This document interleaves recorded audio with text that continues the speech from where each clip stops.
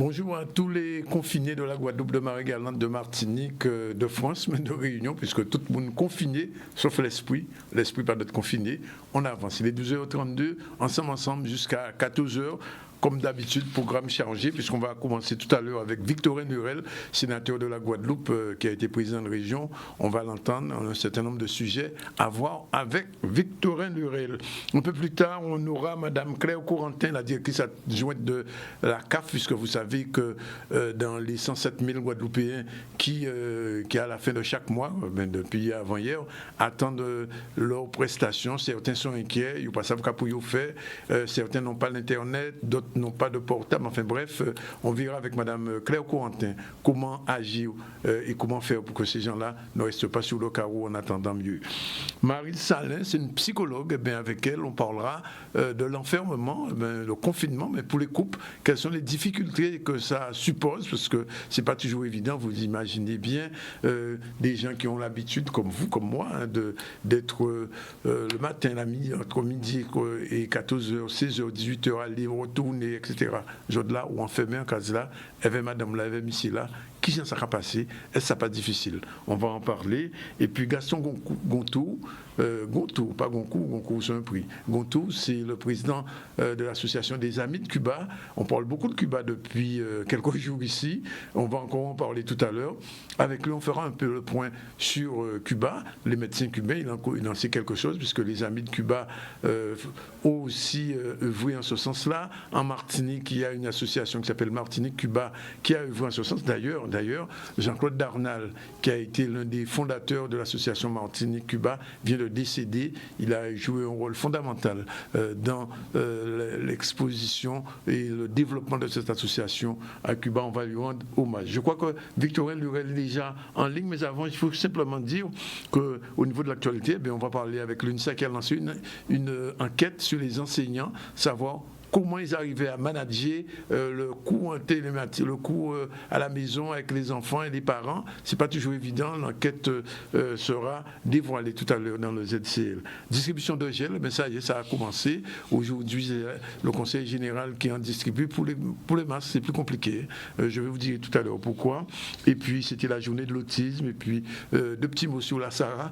Est-ce qu'il y aura de l'essence dans les jours qui viennent? Bonne question. Réponse tout à l'heure. Merci d'être avec nous. Vous êtes en direct du ZCL News, vous êtes sur la radio RHT, mais aussi sur C10FM, et vous êtes avec nous dans le live du Facebook. À tout de suite avec Victorin Lurel. Victorin Lurel, bonjour. Bonjour.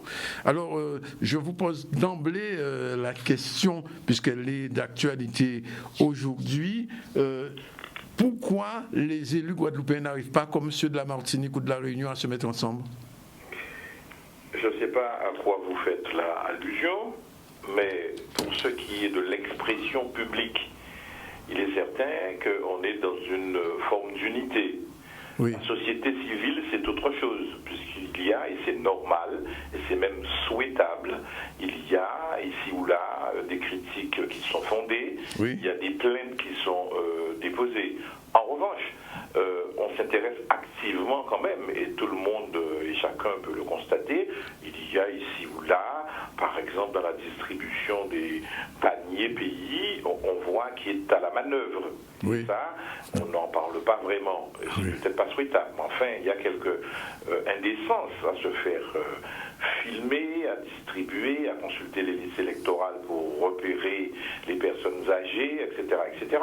Mais Victorin Lurel, honnêtement, si vous étiez président de la région, vous n'auriez pas fait la même action? Pas comme ça, non. J'ai demandé personnellement, vendredi dernier, en audioconférence, en visioconférence, au président de région de dépolitiser cette affaire et de faire en sorte que ce soit les CCAS et pas les conseillers régionaux qui envoient des textos, des vidéos, qui portent des paniers pays.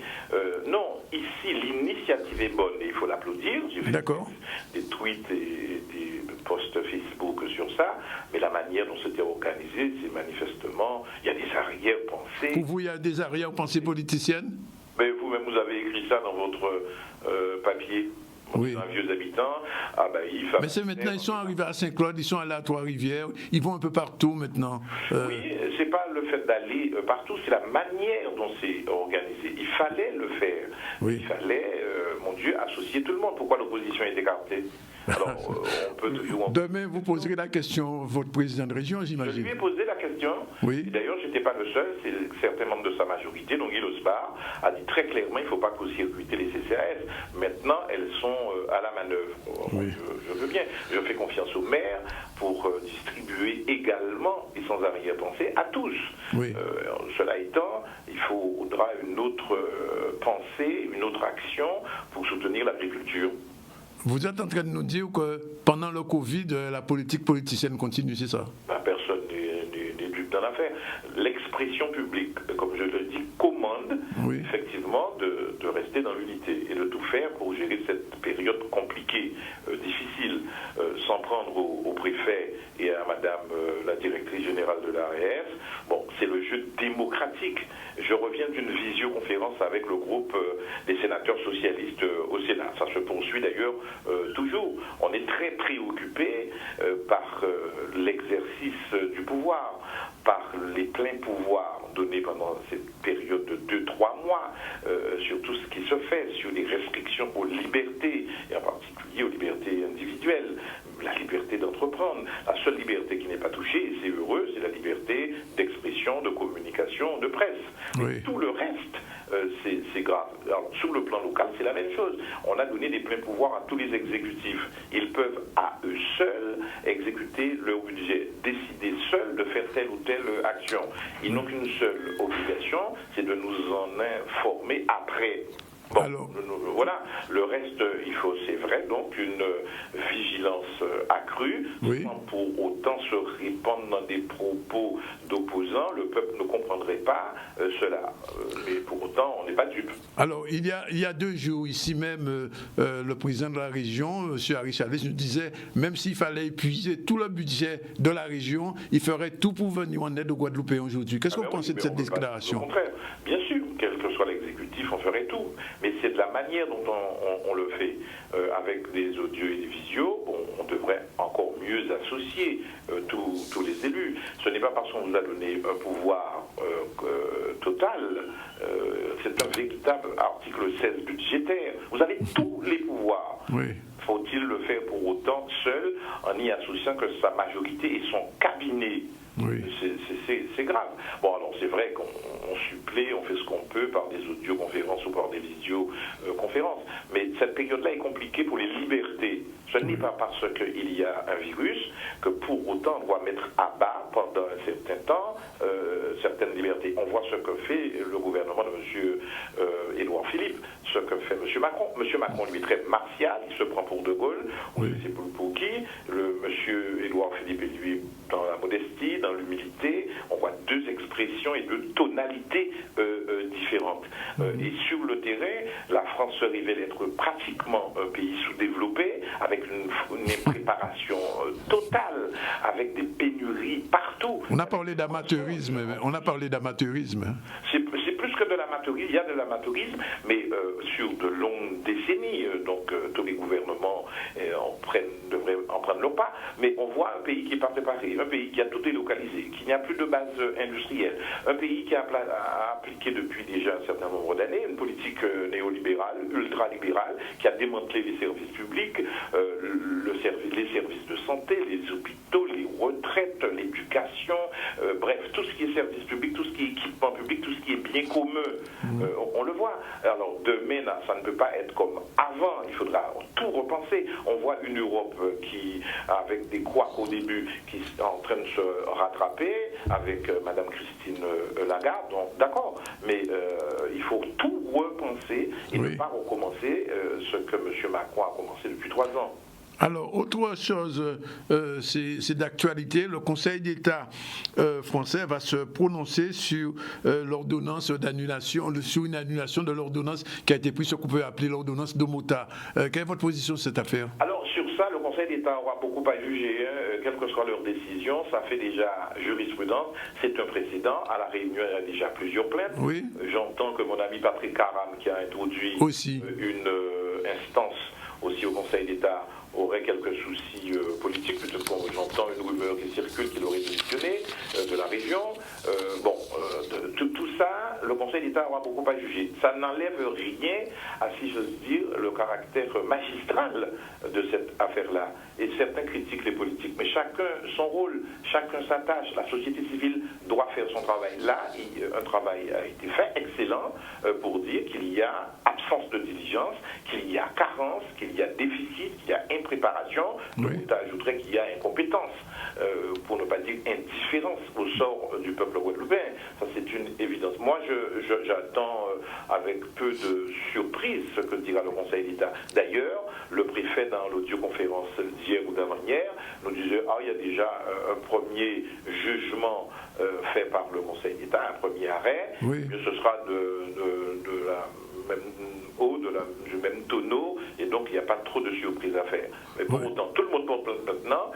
Il y a déjà 7 ou 8 plaintes à la Cour de justice de la République contre les ministres, contre le Premier ministre et contre le Président de la République. Donc les gens ne sont pas contents. En France, ici c'est encore pire parce qu'il y a quand même une défiance, il y a quand même une certaine idée des diligences portées par les autorités de l'État ici. Donc les gens protestent.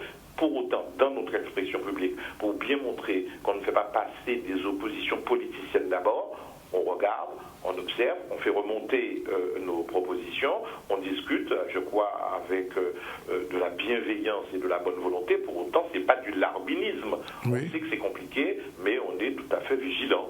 Alors, vous avez publié il y a 2 ou 3 jours un petit document, enfin un article d'ailleurs qui a été repris dans CCN un peu partout, disant qu'il fallait se prémunir, etc. Bon, ça c'était pour la crise. Mais maintenant, on parle déjà du retour à la normale. Quel peut être le scénario positif pour la Guadeloupe après ce qui est en train de se passer aujourd'hui? Alors, d'abord, avant d'évoquer des scénarios et des propositions, qu'est-ce qui peut déjà se passer? Il risque d'avoir des faillites en chaîne et donc un chômage qui va exploser. Oui, c'est évident. Ça risque d'être encore pire après la grande crise de 2009. Si le gouvernement ne reprend pas sa copie, ne l'adapte pas davantage, il y aura une véritable catastrophe, un cataclysme économique. La première chose, les collectivités risquent de perdre beaucoup d'argent. Il y aura donc moins de moyens pour intervenir. On sera sorti de la période d'urgence, disons 2 mois, 3 mois, même si le gouvernement va demander à prolonger. Ils peuvent le prolonger pour un mois supplémentaire et aller jusqu'à 3 mois. Mais ils vont probablement le demander. Mais pendant ce temps-là, les exécutifs n'auront pas tous les pouvoirs qu'ils ont aujourd'hui. Donc il y aura la lenteur, il y aura les procédures, il y aura le code des marchés, il y aura donc des lenteurs administratives qu'il faudra faire avec. Pas de recettes, l'octroi de mer qui va s'effondrer, la taxe spéciale sur les carburants qui risque de s'effondrer, les MTO du département qui risquent de s'effondrer. Bref, partout vous aurez ça. Il faut que le gouvernement pense d'ores et déjà à cette après-crise-là et à conforter les collectivités, les communes, les départements de région, les EPCI. Même si les EPCI ont peut-être des recettes moins indexées à la conjoncture. Il faut donc d'ores et déjà penser à ça. Sur le chômage partiel, je plaide depuis des dizaines d'années. J'ai même écrit un rapport où fait une loi qui s'appelle Égalité réelle, dire faisons ce que l'Allemagne a fait en 2008-2009. Ils appellent ça le Kurzarbeit dans leur langue. C'est de dire lorsqu'il y a baisse d'activité, lorsqu'il y a crise, eh bien c'est à l'État et à l'UNEDIC ou aux ACEDIC à avancer les fonds pour des entreprises qui n'ont pas de trésorerie, qui sont fermées. Et donc c'est pas à ces entreprises à payer, à aller demander à une banque à faire un prêt de trésorerie, à demander une garantie à la BPI qui ne joue pas le jeu. Et donc si on ne règle pas ça très rapidement, il y aura des dépôts en chaîne. Il faut tout faire pour éviter les licenciements abusifs. Ensuite, si on ne profite pas pour reprendre une véritable politique, notamment industrielle ici, agricole, écologique, une agroécologie. Il faut d'ores et déjà penser ça. Ce qui se fait aujourd'hui, malgré les bonnes volontés des collectivités, en particulier de la région, c'est des cautères sur une jambe de bois. Il faut aller beaucoup plus loin et imaginer demain et après-demain. Il faut un meilleur accès au crédit.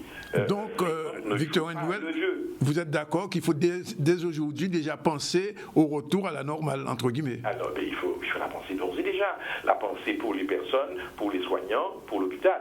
J'ai moi demandé qu'il y ait d'ores et déjà des cellules pour penser le post-traumatique, pour celles et ceux qui n'ont pas pu faire leur deuil, pour les soignants, et j'insiste beaucoup souvent, au-delà de tous les soignants qu'il faut vraiment féliciter et remercier, mais aux aides-soignants qui sont en première ligne, qui font les lits, qui font les toilettes quelquefois, qui apportent à manger, qui sont en proximité forte avec les malades. Il faut donc penser à tout ce monde-là. Oui, il faut penser à ça. Il faut penser aux enfants. Je vous ai entendu dire il y a un moment comment ça se passe là avec l'enseignement à distance. C'est un vrai sujet avec des problèmes de classe sociale. Ce sont probablement, pas probablement, très certainement les familles modestes qui auront des problèmes pour tenir leurs enfants, pour leur faire du rattrapage, pour leur faire les leçons, pour envoyer les devoirs et les contrôles. Alors j'entends qu'on peut remettre en cause le bac. Oui, sera remis en cause probablement, et pas seulement le bac. Le bac, les élections municipales, etc. etc. On va reprendre tout ça. Oui, il faut d'ores et déjà penser à cela. Évidemment, nous sommes là dans l'urgence, c'est de dire où sont les masques. Oui.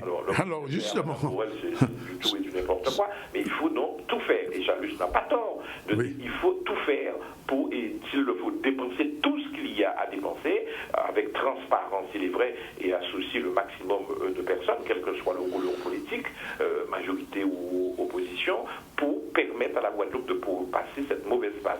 Alors, j'ai lu, comme vous l'imaginez avec intérêt, votre communiqué commun avec Mme Christophe et Mme Jasmin sur les médecins étrangers, et pas seulement cubains, qui pourront venir exercer au pays. J'ai lu aussi que vous avez, vous revendiquez avoir participé c'est moi qui ai introduit ça. Oui, vous l'avez introduit en mai, c'est ce que vous dites. Ouais. Bon, l'histoire retiendra quand même que c'est l'amendement de Théophile qui a été validé par son pouvoir.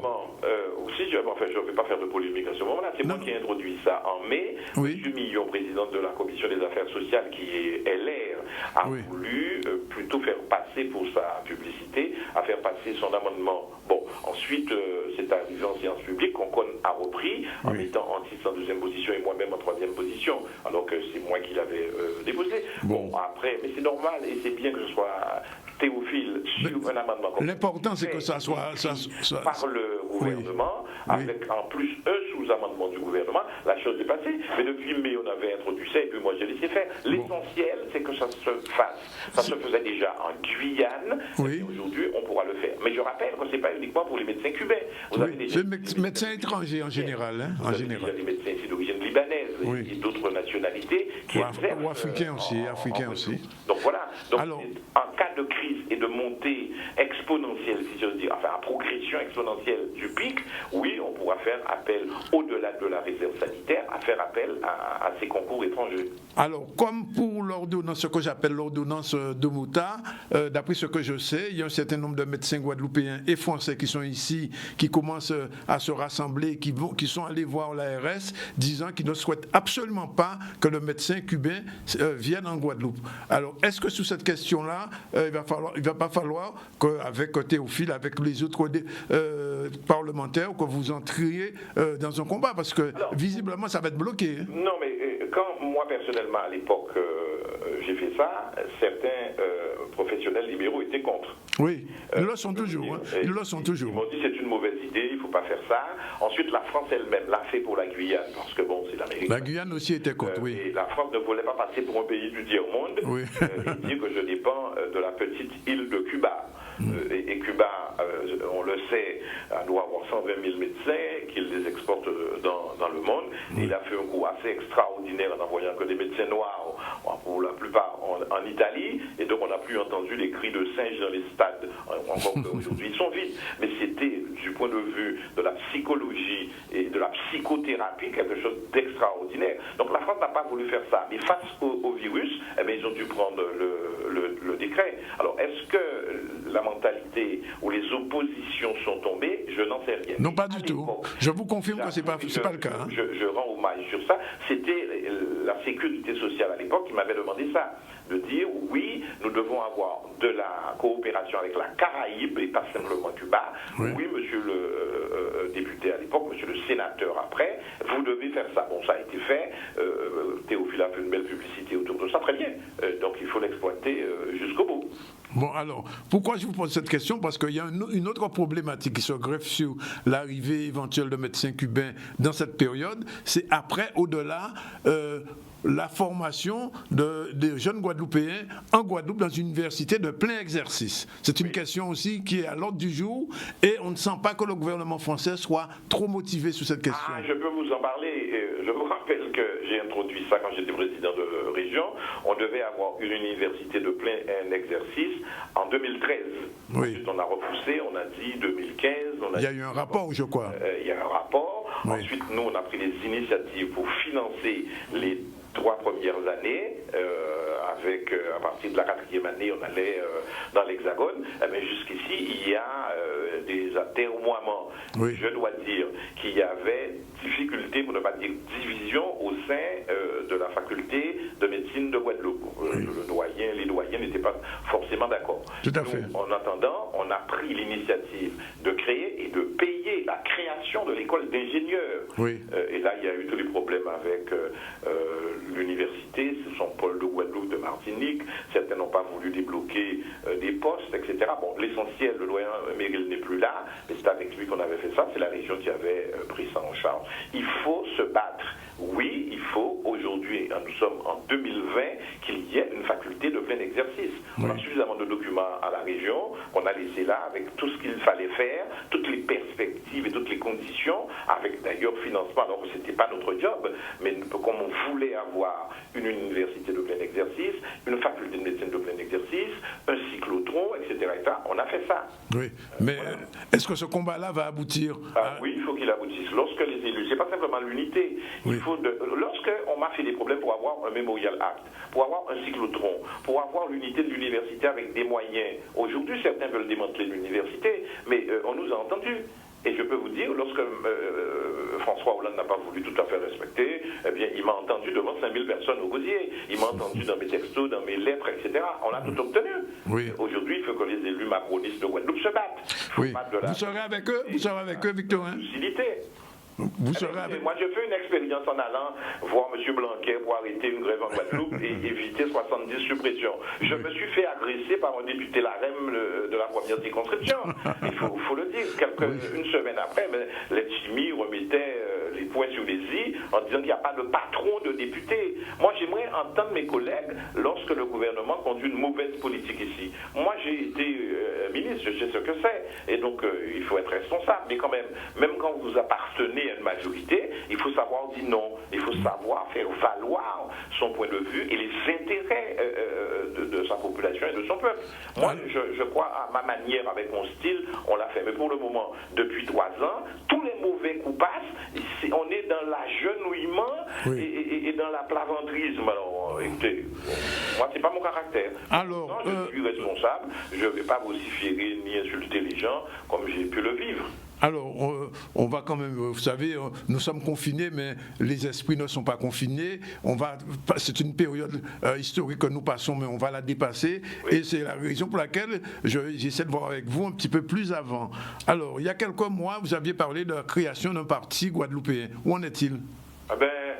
Je ne suis pas sûr qu'au moment où nous parlons là, d'aller penser rassemblement politique, ce que nous voulons faire. Et le Parti socialiste a fait une convention à Bémao pour dire le temps du pays. Oui, c'est toujours d'actualité, de voir comment réunir des gens. Si on ne peut pas créer un organe, une structure où on rassemblera un certain nombre de personnes, eh bien on le fera peut-être dans d'autres formes d'alliance, c'est-à-dire peut-être un mouvement.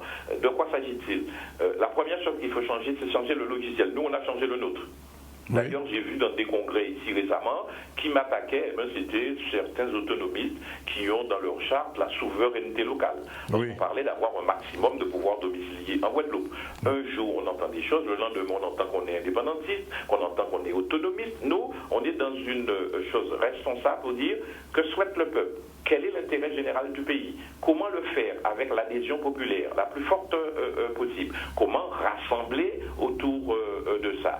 Faut-il reconnaître le caractère de peuple de la Guadeloupe? Faut-il donner une autonomie de gestion gestion forte à la Guadeloupe. Ça fait des années qu'on demande ça, mais personne n'écoute ça. J'ai écrit ça dans des livres. Oui, mais Victorin Lurel, soyons justes, vous avez été fortement opposé à toute évolution institutionnelle. Vous vous souvenez, en 2003? Non. En 2003, vous avez dit il faut 20 ans. Il faut 20 ans. Non, je ne laisserai jamais dire qu'en 2003, le mauvais projet qu'on nous proposait, je demandais des contre-pouvoirs. Oui. C'est ce que Pierre-Yves Chicot a proposé dans un congrès. On lui a fait une standing ovation. Et j'ai eu beau jeu de dire, vous voyez, 16 ans après, vous revenez sur mes choses. Et ça vous paraît très progressiste. Oui. Nous, on est constant, on est régulier. Je ne veux pas voir répéter en Guadeloupe ce qui se fait en Martinique et en Guyane. Je veux des contre-pouvoirs. Alors, qu'est-ce que vous souhaitez exactement politiquement? Aujourd'hui, des distributions de colis pays ou de paniers pays. Oui, d'accord, ça c'est anecdotique. C'est anecdotique ça, Victorin Lurel. C'est pas anecdotique, les contre-pouvoirs, c'est institutionnel. Qu'est-ce que vous souhaitez pour le pays? C'est important pour la liberté. Je tiens à la liberté, y compris si ce pays un jour, d'ici 50 ans, 100 ans, décide de s'assumer, la Guadeloupe sera libre de s'assumer.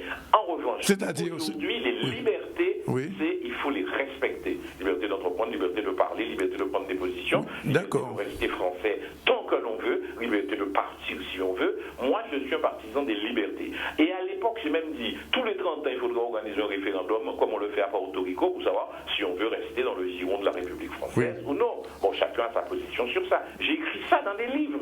La seule personne qui a réagi à ça et qui m'a dit, je ne savais pas ça, ça a été Christian Céleste du Parti communiste. Alors, donc, Victorin Lurel, non. Une position, on avait des gens à l'époque qui ne réfléchissaient pas, qui ne comprenaient rien dans ce qui nous était proposé. On a refusé. Ah oui,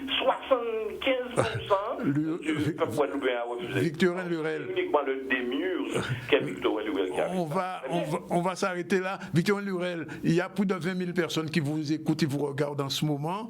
Et alors, je voulais, en un mot, vous n'êtes pas pour l'article 73, vous êtes pour le 74 ou autre chose, c'est ça? Non, on a dit qu'il nous faut une loi organique, un article 97.1 qui pourrait rassembler tout ce qui est régalien ou qui s'arrête à l'État.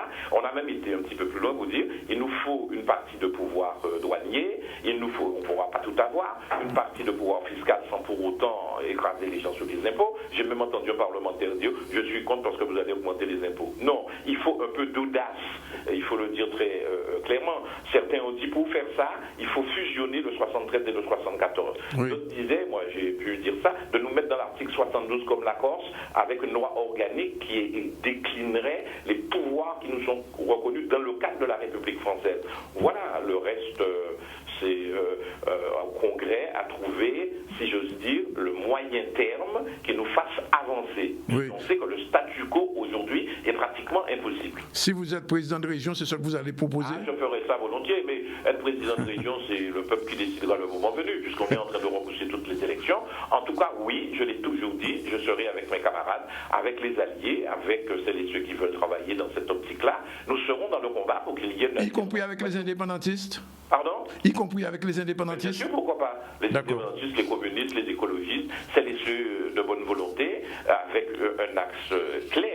On ne va pas imposer au peuple guadeloupéen ce qu'il ne souhaite pas. Mais je n'ai pas peur des idées. Il n'y a pas de tabou. S'il y a des contre-pouvoirs, c'est parce que vous faites un pouvoir concentré. Eh bien, regardez Macron aujourd'hui. Il vient de prendre un texte en disant on va consulter le Conseil constitutionnel. 3 mois après, il peut faire ce qu'il veut. Je ne veux pas de ça en Guadeloupe, de pouvoir concentré qui ne serait pas contrebalancé par des contre-pouvoirs. Ça s'appelle check and balance chez les Anglais ou countervailing powers aux États-Unis.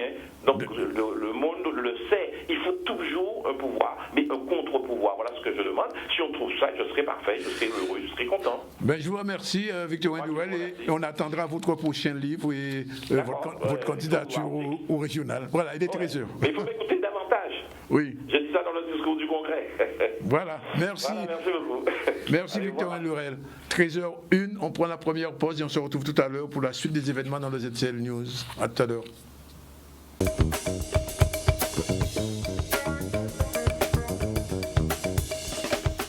Il Il est déjà 13h06 dans le ZCL News. Nous avons entendu Victorien Duguel. Tout à l'heure, nous allons entrer en contact avec Marilyn Salin, psychologue guadeloupéenne. On va parler du couple guadeloupéen en confinement, qui s'en s'est passé. Elle va nous expliquer ça dans un instant. Mais pour l'heure, on fait un petit tour du côté de la continuité pédagogique, puisque vous le savez, depuis quelque temps, les enseignants sont à la maison, les élèves aussi, les parents d'élèves aussi. Et l'UNSA a organisé un véritable sondage pour essayer de savoir un peu comment les enseignants arrivaient à maîtriser ce nouvel outil pour lequel ils n'avaient pas été préparés. Reportage tout de suite et on écoutera l'interview d'un responsable du syndicat UNSA. On regarde. Vous savez que depuis maintenant plus de 2 semaines, les écoles, collèges et lycées en Guadeloupe sont fermés suite à la pandémie. Et donc le ministère de l'Éducation nationale nous a demandé d'assurer la continuité pédagogique. Donc il s'agissait pour nous, personnels de l'éducation, de faire cours, de donner des exercices, parfois même des évaluations aux élèves, de garder le contact téléphonique avec eux. Nous, au SEUNSA Guadeloupe, on voulait savoir comment les personnels de l'éducation géraient cette continuité pédagogique. Donc plutôt que de dire tout de suite que la continuité pédagogique ne fonctionne pas, on a voulu leur permettre déjà de s'exprimer. Et lorsqu'on regarde l'enquête que nous avons menée, nous l'avons postée en ligne sur notre site, nous avons vu que les collègues géraient plutôt mal cette situation pédagogique. Par exemple, 70% trouvaient le dispositif de continuité pédagogique inefficace. 83% nous ont dit, par exemple, qu'ils n'étaient pas formés pour cette continuité pédagogique. 60% disaient qu'ils recevaient de la pression de l'administration. Donc, nous, au SEUNSA Guadeloupe, nous constatons que cette continuité pédagogique relève énormément de limites. Voilà. Et nous disons que malgré notre professionnalisme, malgré la bonne volonté des enseignants, des personnels d'éducation, quand nous regardons les résultats de cette enquête, nous disons clairement que cette continuité pédagogique a des limites. Okay. Alors, c'est vrai que nous sommes des professionnels de l'éducation, nous voulons que nos élèves réussissent. Par contre, les conditions de cette continuité pédagogique ne sont pas réunies. Et au-delà de tout ça, il faut savoir que les parents eux-mêmes sont en difficulté. Ils ne sont tout d'abord pas forcément équipés en matériel informatique, ils n'ont pas forcément d'ordinateur, ou alors quand ils en ont, mais ils en ont un seul. Par exemple, pour une fratrie, ça peut être très compliqué. On s'aperçoit également que toutes les familles en Guadeloupe n'ont pas une connexion Internet, donc cela encore creuse le fossé de la fracture numérique. Et puis surtout, on risque, nous, de creuser encore plus les inégalités entre les élèves. Donc la continuité pédagogique, on veut bien, mais on constate qu'elle ne marche pas forcément totalement. Donc nous, SEUNSA Guadeloupe, nous restons mobilisés pour les collègues. Comme je vous l'ai dit, nous voulons que les collègues puissent travailler, mais cela peut se faire que dans de bonnes conditions. Quand le président Macron dit que nous partons en guerre, on veut bien, mais une guerre, ça se prépare. Et en tout cas, celle menée dans l'éducation, elle n'est pas encore au point. Donc nous, au SEUNSA Guadeloupe, nous disons qu'à la fin de cette crise, au sortir de ce confinement, il faudra faire le point sur cette continuité pédagogique, car il y a encore malheureusement trop de manquements. Voilà. Je pense qu'il faudra prendre en compte parce que le premier trimestre a été fait, le deuxième trimestre a été tronqué puisque c'est vrai qu'on a eu 3 semaines de grève et puis là j'ai envie de dire malgré tout la continuité pédagogique se fait, pas dans de bonnes conditions, mais on ne peut pas dire que tout est à refaire. Il faudra prendre en compte ce qui est fait et puis on fera en fonction aussi. Mais c'est sûr que les conditions de cette année scolaire seront difficiles. Maintenant, comme je dis, nous ne sommes pas sans doute à notre premier confinement. Il faudra voir si jamais ce confinement-là se poursuit, comment gérer cette continuité pédagogique, comment gérer la scolarité de nos élèves et puis comment les faire réussir. Et il faut savoir déjà que nous, personnels de l'éducation, nous travaillons avec nos moyens propres. Ça veut dire que moi, ça fait 15 ans que je suis enseignant, jamais l'éducation nationale ne m'a fourni un ordinateur. Donc je travaille avec mon ordinateur, j'ai de la chance d'avoir une connexion, donc je fais avec. Mais je sais que d'autres collègues ne sont pas dans les meilleures conditions. Donc oui, il faudra réfléchir à ça et se dire que l'éducation doit, si elle veut maintenir cette continuité pédagogique, nous fournir en moyens. Et voilà, donc premier point, que nous pouvons dire. Il faut savoir que les portails qu'ils nous avaient proposés étaient saturés, donc parce que c'est difficile d'absorber toutes les personnes qui se connectent, que ce soit les collègues ou les enseignants. Donc, comment vous dire, les enseignants font avec les sites, les nouvelles applications, beaucoup utilisent Zoom. Alors, ce ne sont pas des applications officielles reconnues par l'Éducation nationale, mais comme nous voulons absolument que nos élèves réussissent, nous faisons avec nos moyens propres. Maintenant, nous voyons bien que, comme je vous l'ai dit, l'enquête a révélé que cette continuité ne se fait pas dans des meilleures conditions. Bien, voilà, il est 13h11 et nouvelle rubrique dans le ZCL, puisque nous sommes dans une période particulièrement difficile, inédite pour certains, le confinement et la vie continue en couple. Et c'est la raison pour laquelle, avec l'association des psychologues de la Guadeloupe, nous avons décidé de vous offrir pratiquement tous les jours une intervention d'un psychologue ou d'une psychologue. Cette fois, c'est une psychologue, c'est Marie-Lise. Alain. Oui, voilà. Bonjour Salin. Bonjour madame. Bonjour. Oui. Et donc, vous allez avec nous expliquer un peu la situation particulière du couple, du confinement et du virus. Alors, quelles sont les problématiques qui sont soulevées dans cette situation ? Alors, ce sont plusieurs problématiques, parce que le confinement, il est important de rappeler que c'est un huis clos, un huis clos conjugal, oui, où il n'y a pas de public, où il n'y a pas de regard extérieur. Donc, ça va dépendre de la typologie du couple, ça va dépendre des couples. Par exemple, les couples qui vivent ensemble et qui sont déjà unis, qui ont des liens forts, solides, respectueux, le confinement sera vécu différemment. Au contraire, il y aura une redécouverte de l'autre dans ce huis clos, il y aura de l'inventivité, il y aura des façons d'être avec soi, mais aussi d'être avec l'autre. Par contre, on peut aussi avoir ces couples qui sont ensemble, mais désunis. C'est-à-dire où il y a déjà une distance au sein du couple. Le confinement peut amener une accélération des tensions internes, des tensions avec l'autre et peut-être précipiter ce désir d'aller ailleurs, ce désir de se séparer. Et enfin, il y a une troisième figure de couple qui est ce qu'on appelle le couple dysfonctionnel, oui, c'est-à-dire déjà des personnes qui vivent dans de la violence, où il y a des passages à l'acte, où il y a des violences verbales, des violences psychologiques. Et le confinement, c'est vraiment le drapeau rouge, le signal d'alarme qui peut vraiment amener à amplifier ces passages à l'acte. Oui, alors, mais Madame la psychologue, oui, on voit les choses d'un point de vue, on va dire négatif, mais on peut penser aussi positivement. Alors positif, voilà, bien évidemment. Le confinement, c'est pas que du négatif, parce que le confinement va nous amener à réfléchir sur notre intimité, oui, puisque c'est un espace, à la fois l'espace de la maison. L'espace de la maison, c'est une sphère fermée avec des frontières, mais aussi notre corps. Donc, ce confinement peut amener tout un chacun à faire un travail d'introspection au niveau du couple, à se poser les questions, on est bien ensemble, on est content de son choix, on a envie d'aller encore plus loin sur cette route à deux, on apprend à se redécouvrir, on apprend à érotiser ce moment dans le respect de l'un et de l'autre, parce que ça ne veut pas dire qu'on est disponible dans la mesure où on est dans la maison, oui, qu'on peut tout le temps être disponible pour l'autre. Oui, mais... Oui, non, j'allais vous dire, oui, effectivement, dans les cas positifs, disons, il n'y a pas de problématique, mais alors, oui, depuis quelques jours, j'ai entendu le préfet annoncer qu'il y aurait des mesures aussi pour les violences conjugales.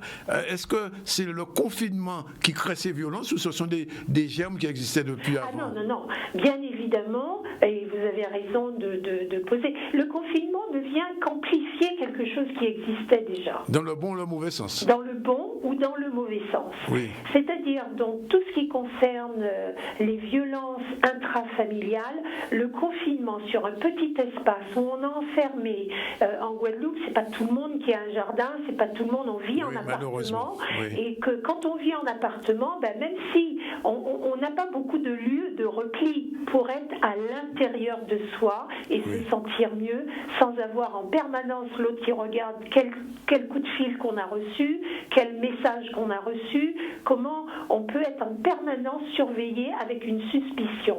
Donc, ça existait avant. Oui. De même que les couples solides, les couples respectueux, les couples qui sont dans un lien harmonieux, solidaire, ils vont dire n'aie pas peur, tu travailles à l'hôpital par exemple. Oui. Une infirmière qui travaille à l'hôpital, son conjoint peut lui dire je sais que tu as peur pour moi, tu as peur de me transmettre le virus, mais j'ai confiance en nous, j'ai confiance que tu mets tous les gestes barrières en jeu. Je te donne de la force. Oui. Vous voyez? Oui, bien mais sûr. comme vous avez dit, le confinement, qui est quand même quelque chose où on ne peut pas partir, il n'y a pas de soupape de sécurité. Sinon, en interne. Oui. Et cette soupape en sécurité, chacun doit l'avoir, chacun doit la développer. Quand on est dans un espace réduit, il faut pouvoir dire je dois trouver le calme au plus profond de moi pour ne pas aller provoquer l'autre. Alors, est-ce que ça signifie qu'à un certain moment, il faut que dans le couple confiné, enfermé, qu'il y ait des espaces, entre guillemets, je dis bien des espaces d'intimité tout de même? Exactement. L'intimité, c'est tout ce qu'il y a à interne, secret. Donc, dans l'intimité, c'est pas seulement aller se mettre aux toilettes ou dans sa chambre. Oui. On peut aussi faire le vide en soi et l'autre doit le respecter. C'est-à-dire, là, je suis face à toi, mais je te regarde pas, je suis enfermée dans ma bulle. Je suis en train de faire une méditation, je suis en train de penser à des choses positives qu'on va faire ensemble, je suis en train de me projeter. Donc cet intime est très important parce que le confinement va venir attaquer l'intimité du couple, va venir effracter cette intimité, c'est-à-dire effracter l'intimité avec son propre corps. Peut-être qu'on n'est pas disponible pour l'autre. Et pourtant, on entend sa demande, son besoin, son désir sexuel. Oui. Mais quand on est dans un couple où on est dans la complicité, le respect de l'un de l'autre, on peut dire, bon, aujourd'hui, je ne suis pas disponible, mais je ne peux pas le laisser tout le temps fermer toutes les frontières. C'est pas une cause, Madame Salin, Madame Salin, c'est pas là une cause de conflit quand même. Je veux, toi tu ne veux pas. Non. C'est pas toujours une cause de conflit quand on est aussi dans l'écoute des besoins de l'autre. C'est-à-dire qu'à un moment donné, je peux dire aujourd'hui, je ne suis pas disponible physiquement, sexuellement, mais je sais que tu es dans ce désir et demain, il y aura une érotisation dans les liens, la sensualité, où je vais venir te surprendre, où je vais venir répondre à ta demande. Oui. Vous voyez? Oui, parce que chez nous, qu'est-ce qu'on dit? Oui. On dit je lui donne, mais je suis une planche. Oui, bien sûr. Bien Donc sûr. Forcément, c'est aussi frustrant pour l'autre, parce qu'il n'y a pas de partage. Tout à fait. Alors, l'autre problématique qu'il faudrait peut-être aussi aborder, j'imagine, c'est la présence des enfants. Alors, exactement, parce que dans ce contexte de l'intimité, c'est pas forcément sexuel. On peut avoir à développer une érotisation et pour les enfants, c'est aussi un apprentissage de savoir que papa et maman, ils ont des gestes tendres, ils ont des gestes respectueux. Oui. Ils se disent à quel point ils sont aimants, amoureux et qu'ils nous donnent de la force à surmonter. Ils parlent d'avenir, ils se projettent dans l'avenir. Oui. Donc ça, c'est très important. Mais dans les couples qui sont déjà en difficulté, entre guillemets en mauvaise santé, en mauvaise santé relationnelle, dans le rapport homme-femme, à ce moment-là, dans ce couple-là, les enfants peuvent être témoins de violence et les enfants peuvent être aussi maltraités dans ce confinement. Oui, ça signifie qu'il faut à la fois partager sur le temps entre l'époux, l'épouse et les enfants. Exactement, parce qu'il n'y a pas qu'un confinement conjugal, mais aussi un confinement familial. Familial, oui. Et donc, dans le confinement familial, il y a aussi beaucoup de bouillonnement, de tension. Une mère, elle se retrouve à tout gérer. Donc là, il faut revoir un petit peu. Dans cette situation de gestion d'urgence très particulière, c'est quand même une période violente qu'on est en train de vivre avec ce virus. Oui, tout à fait. On se méfie les uns des autres. Les couples, pour protéger son conjoint, font souvent champ à part. Les enfants, ils ont peur des professionnels de santé, de leurs propres parents. Donc tout ça, c'est violent, c'est éprouvant pour une maman ou un papa qui va à l'extérieur. À ce moment-là, il est très important de redonner du sens, d'expliquer les choses, de reparler des mesures de protection, de reparler des liens d'amour, de reconsolider ces liens d'amour avec la solidarité, avec l'empathie, avec la bienveillance. Et donc, ce bouillonnement, c'est aussi de dire, bon, écoute, je sens que tu es un peu énervé avec les enfants, ils t'écoutent pas, ils font du désordre, tu es à bout, bon, on va faire un petit tour, on a le droit, dehors, pendant 1 heure, de faire un tour. Ben, ça permet, cette soupape de sécurité, de respirer. Alors, en vous écoutant, Madame Salin, j'ai comme l'impression que les psychologues, hommes ou femmes, vivent dans le rêve, tout va très bien pour eux à ce moment-là. Non, c'est pas le rêve. C'est pas le rêve. Vous savez, il y a un avant et un après Covid-19. C'est important qu'on apprenne à vivre ensemble dans le respect des uns et des autres, dans le respect de ses frontières. Les frontières, c'est pas que l'espace d'une maison. Les frontières, c'est l'espace d'un corps.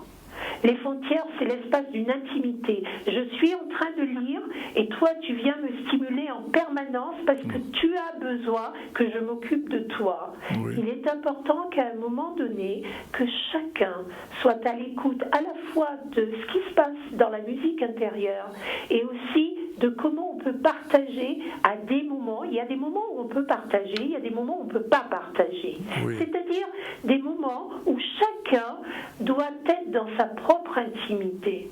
Et c'est important aussi d'éduquer les enfants à dire « je ne peux pas, chérie, être 24 heures sur 24 disponible pour toi ». Oui. Là, maman est fatiguée. Et quand maman est fatiguée, elle va être agacée et elle va peut-être être agressive. Alors, sauf que aujourd'hui, le confinement nous arrive pour la première fois. Bon, quand le cyclone, ça dure 2-3 jours. Ouais. Là, ça va durer 3 mois. Et il y a un élément nouveau dans la vie du couple, c'est le numérique, c'est-à-dire le portable, l'Internet, etc. C'est une chance. Oui, c'est une chance. C'est une chance. Oui, c'est une chance, mais là encore dans le respect. Parce que vous savez, si on est dans un couple qui dysfonctionne, où il y a la jalousie, où il y a la rivalité, où il n'y a pas la confiance, qui est un socle important dans un couple, à ce moment-là, on va venir... Une femme a le droit d'avoir avec un collègue, avec un copain, c'est-à-dire son réseau amical, des échanges sur le portable. Oui. D'accord ? Donc ça fait partie de son intimité, les échanges avec ses propres amis. Pas les amis du couple, mais ses propres amis. Et ses propres amis, ça ne veut pas dire pour autant qu'elle a une relation sexuelle avec lui, même s'il lui dit des mots gentils. Oui, vous voyez ? Oui. Parce que moi, quand je vous dis ça, je pense aussi au multipartenariat. Vous savez, il y a eu beaucoup de meurtres pour ce genre de choses. Eh bien oui, parce qu'on est dans des... Ça revient à l'éducation. Comment on éduque nos enfants ? Oui. Comment on éduque nos enfants dans la rencontre amoureuse ? Oui. C'est quoi être amoureux ? C'est quoi rencontrer l'autre ? C'est quoi se sentir vivant parce qu'il y a quelqu'un qui, en nous regardant, nous redonne cette vibration. Mais cette personne, elle est importante, mais ça ne veut pas dire pour autant je lui appartiens. D'accord. Ça ne veut pas dire pour autant je suis sa chose. Vous voyez ? Bien. Donc dans le couple, ça nous amène aussi dans ce confinement, peut-être à faire des bilans, à se parler, à exprimer ses inquiétudes. Par exemple, on est dans une société de multipartenariat. Oui. Une relation clandestine, la maîtresse ou l'amant. C'est compliqué aussi pour ces gens-là. Oui, bien sûr. C'est très compliqué le confinement. Alors l'incertitude sur quand est-ce que je vais te voir, ça va passer par des SMS, ça va passer par WhatsApp, ça va passer. Comment on doit faire un travail sur soi en disant j'ai un doute, mais en même temps c'est pas correct. D'aller fouiller, d'aller regarder, même d'aller provoquer en disant tu vois, tu veux pas me laisser voir, ah ben c'est ton amant, c'est ta maîtresse. Vous voyez ce que je veux dire ? D'accord, bien sûr. Voilà. Bien, Madame Salin, on vous remercie. On remercie l'association guadeloupéenne des psychologues et demain nous aurons probablement quelqu'un d'autre ou peut-être vous-même, je ne sais pas. Et puis on abordera une autre thématique. En tout cas, merci de votre contribution. solution. Mais je veux terminer sur une note positive. Ça Oui, peut allez-y. être aussi, ce confinement pour les couples et les familles, une expérience extrêmement riche Oui. quand on prend le temps de se parler et quand on prend le temps aussi, mais ça dépend de la qualité des liens relationnels, Oui. de pouvoir dire, on ressort de ça plus fort et plus solide. Bien, tout est dit. Merci Marie-Lise Merci Salin. beaucoup à vous. Et puis, continuez vos émissions, ça aide beaucoup. mais je pense aussi que les femmes et les hommes, les couples qui vous ont entendu, Ouais. au moins en tireront les leçons. Parlez Et, aussi pour les enfants. Hein. ainsi que les enfants, en espérant Voilà. que les choses iront bien. Voilà, il est 13h26. Merci Deuxième beaucoup. pause pub. Et on se retrouve tout à l'heure avec Madame Claire Corentin. Et là, on va parler des paiements anticipés des prestations du mois d'avril. Il s'agit de la CAF, bien évidemment. À tout de suite. Le ZCN News revient avec CCN, caribrionews.com, le site caribéen le mieux informé et qui vous dit tout sur les affaires.